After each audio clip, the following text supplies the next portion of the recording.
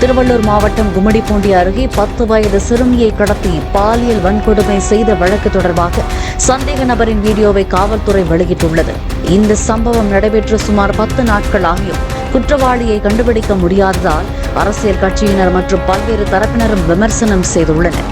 தேடப்படும் குற்றவாளி குறித்து தகவல் தெரிந்தால் தொடர்பு கொள்ள காவல்துறை வேண்டுகோள் விடுத்துள்ளது.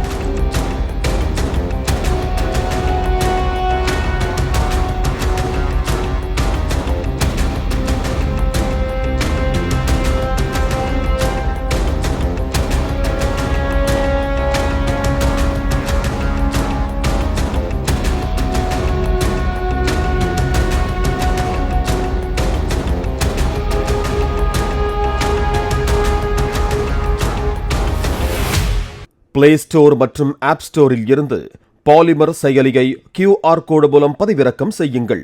செய்திகளை உடனுக்குடன் பெறுங்கள்.